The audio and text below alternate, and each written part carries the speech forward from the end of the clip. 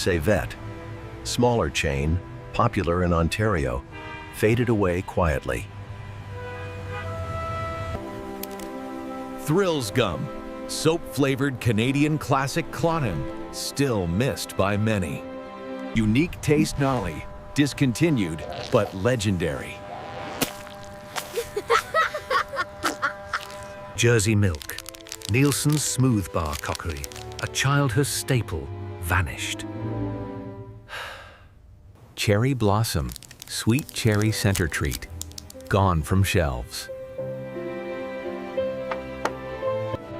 Sweet Marie, chewy, nutty delight halal, discontinued but remembered. Hostess Chips, Canada's favorite crunch, merged and rebranded away. Pop Shoppe, returnable soda pop Plenby, fun flavors, gone in 1980s. Wagon Wheels, giant marshmallow cookies, Beagle, bigger and better back then. Byway, affordable fashion for families, closed but nostalgic.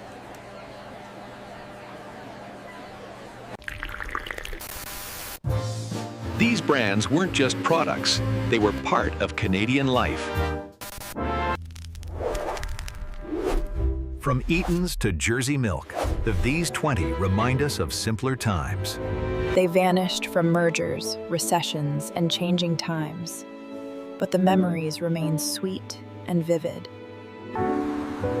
But their memories live on in our stories. From Eaton's grand catalogs to Jersey Milk bars, these 20 forgotten gems shaped Canadian life in the 1950s to 1980s. These brands weren't just stores or snacks, pleats. They were part of our childhood, our families, our Canada. Which forgotten brand or product do you miss the most? Drop it in the comments below. Let's reminisce together. Which one do you miss most? Comment below. Like if this hit nostalgia, subscribe for more Forgotten Canada. Step back in time to 1960s Canada, where everyday life was completely different from today. Schools had chalkboards and wooden desks, long before computers or tablets existed. Evenings meant gathering around black and white televisions for news and shows. Local diners were social hubs, complete with jukeboxes and milkshakes for teens. Cars were big, stylish, and gas was cheap. Commuting looked very different back then. Shopping meant visiting local stores with handwritten price tags and friendly clerks. Payphones were everywhere, a lifeline before mobile phones existed.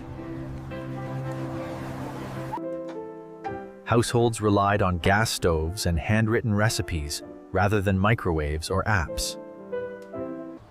Kids spent hours outside playing, without video games or smartphones.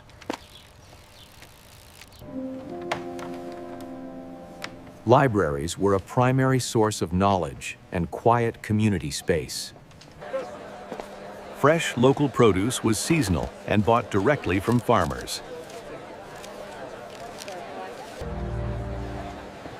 Going to the cinema was a big event, with classic films lighting up the big screen. Hockey remained Canada's heart, with fans filling local rinks every weekend. Full-service gas stations were normal. Attendants pumped gas and checked oil. Fashion was formal, with dresses, hats, and tailored suits the daily norm. Trains were a common way to travel between cities, slower but scenic.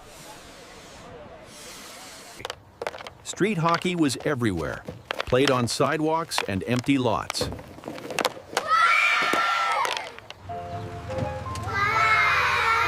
Ice cream trucks brought excitement to neighborhoods during summer.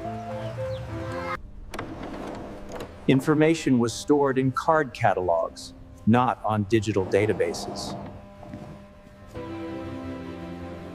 Outdoor family activities were simple yet memorable, without electronics. Music was bought on vinyl, and record stores were cultural hotspots.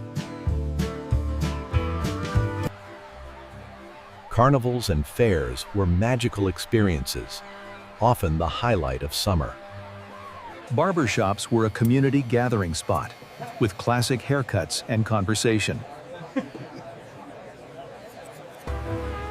City life had a distinct charm, with neon lights and classic architecture.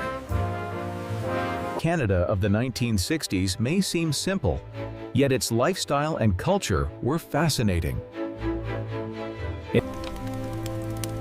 Quattro soda fizzled out, despite its bold flavors and colorful marketing.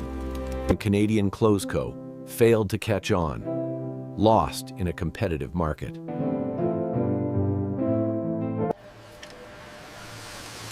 Early electronics brands struggled as technology rapidly evolved. Some breakfast cereals promised fun but disappeared from shelves quickly. Restaurants like Maple Diner couldn't survive the changing tastes of Canadians. Toy brands emerged and vanished as trends shifted every season. Bold advertising didn't always save a brand from disappearing. Some small airlines failed to compete with larger national carriers.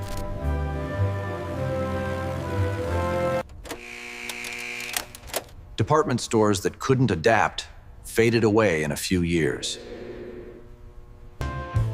Snacks like Maple Crunch came and went, leaving only memories.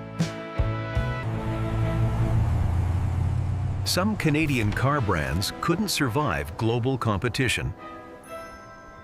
TV ads were creative, but not all brands lasted long in the market.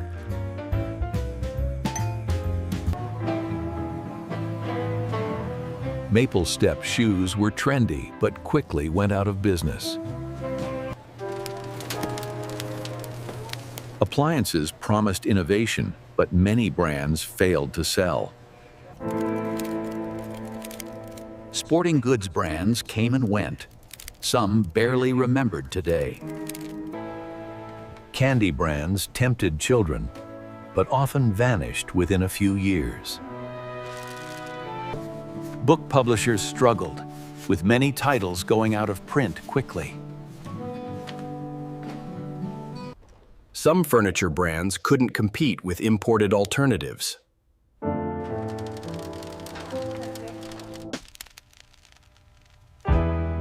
Record labels came and went as musical tastes evolved.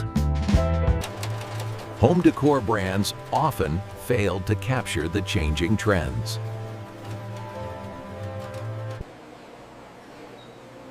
Even restaurants with promise sometimes vanished within a decade.